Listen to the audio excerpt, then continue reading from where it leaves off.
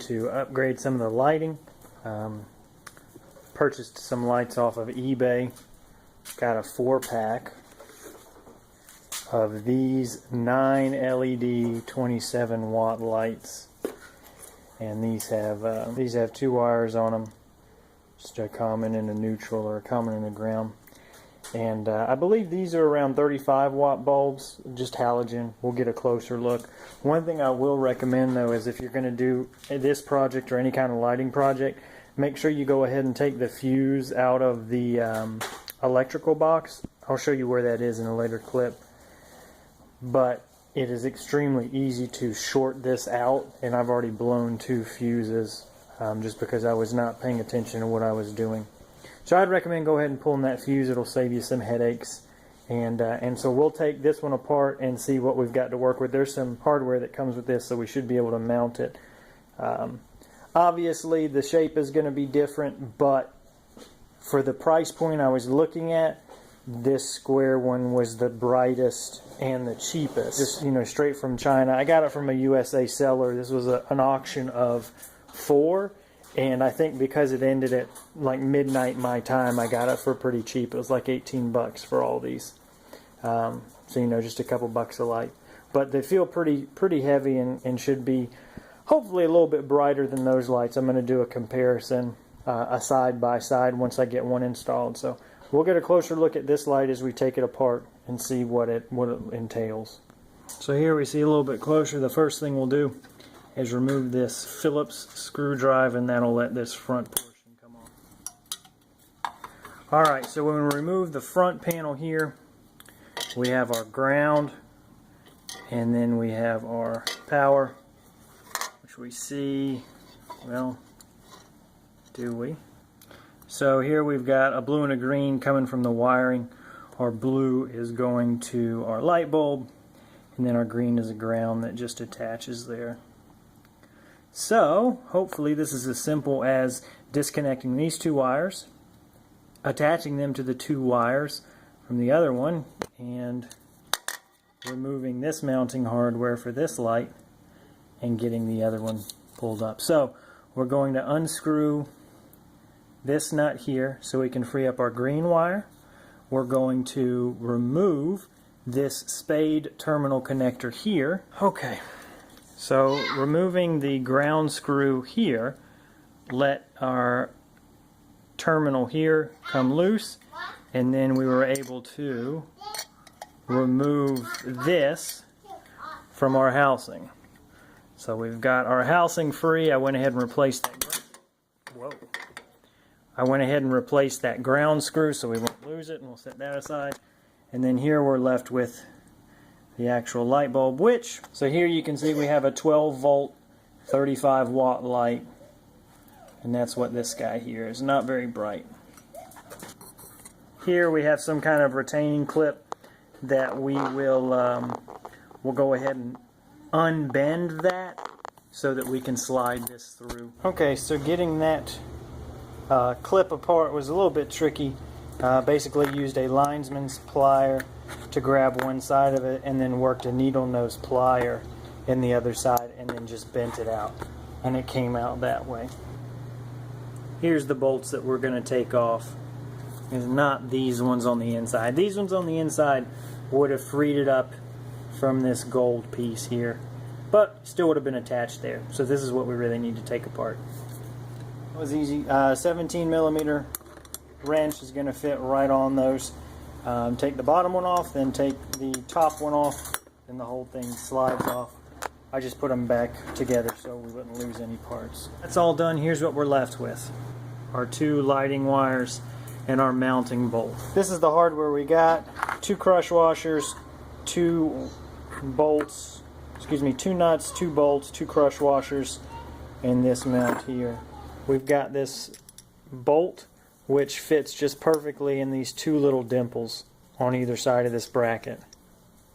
If I put the crush washer in on top, it's going to lift that up, so it's proud of it and it'll just spin. So because those dimples are there, I'm thinking it should be like that, and then crush washer and bolt underneath that. That's how we're going to install it. So we've got our bracket on, our crush washer,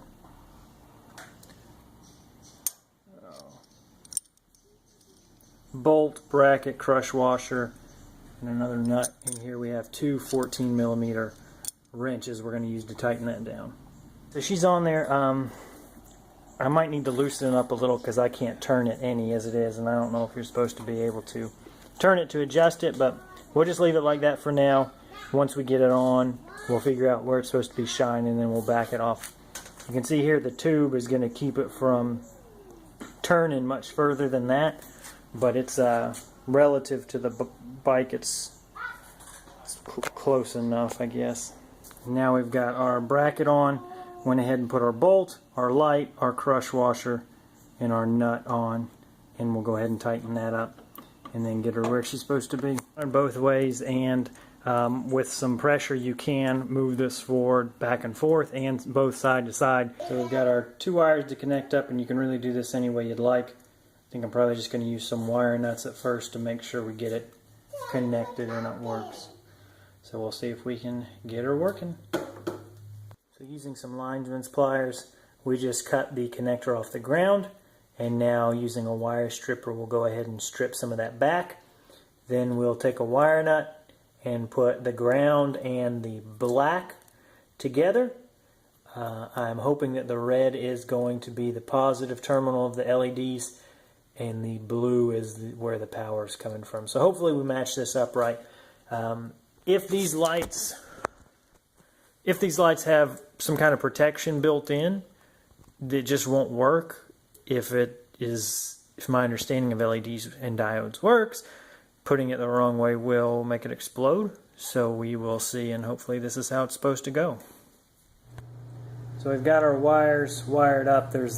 Can't really see it, but the blue and the red are in here. The blue from the go-kart and the red from the LED light, and then the green from the go-kart and the black from the LED light. We're going to replace the fuse and see if we've got power. Replace the fuse, turn the ignition on, turn the key in the ignition, then turn the lights on. You can just see what a difference it makes. This is inside of the garage, so I'm going to turn the lights out. It's very dark outside, so we're going to use this garage as just a little test to see the difference in between the lights. Looks like there are no other lights on in the garage except for the LED and on the right and the halogen on the left. See if I cover this up. So give me a start on just covering it up there. Can already feel it's very hot. Of course, that's because it's a halogen, an incandescent. I'm not sure. And then we let it go. Turn it off. Let it go. You can see just the difference in the brightness. I should have done one where it was both of the regular bulbs and then the LED, but I didn't think about it. So you can see there's a huge difference between the halogen and the LED. Drawing the garage door up, and this is pretty comedic, the difference in the two. If you can see all that light, this is what the stock bulb is contributing. So I'm covering it up, and we can see that right there. So the LED is putting out a ton more light. Just hold it right there.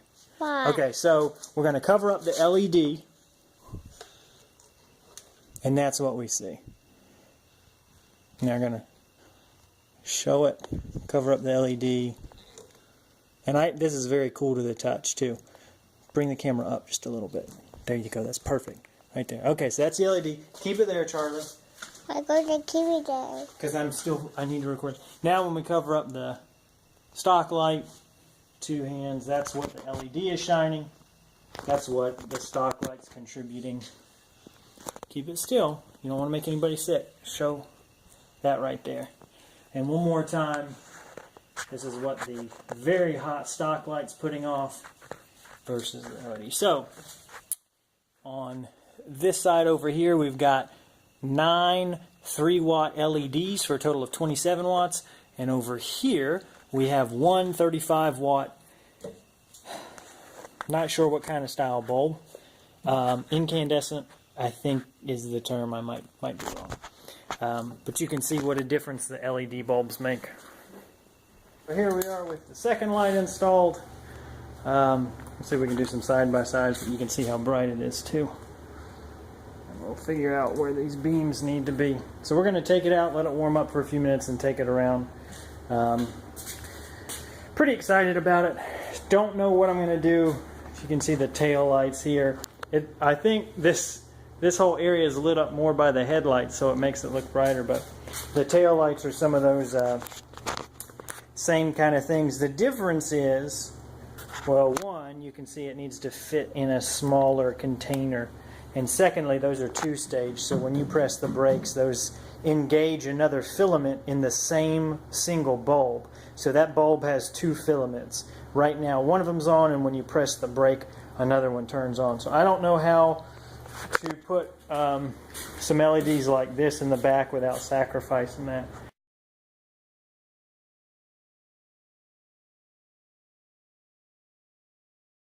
But at least for the headlights, this is how you would upgrade them. It's as simple as disconnecting the old lights from their mounts with some wrenches. First, disconnecting the electrical wires with a screwdriver and a couple other tools. Then reattaching everything and making sure you take the fuse out in between so nothing blows. But we'll take a look at what it looks like in a dark road. Hold on, I gotta do a, where's the light switch? Alright, so this is where we're at right now in terms of darkness, and ta-da! The camera can't pick it up, but it's because of the, yeah, so it's casting light over there as well. You can see the top of the house is illuminated. It wasn't showing up here because of the, well, just the way the camera's working. But it's throwing light all the way over there. You can't see it, but right here is a car. I can see that as well.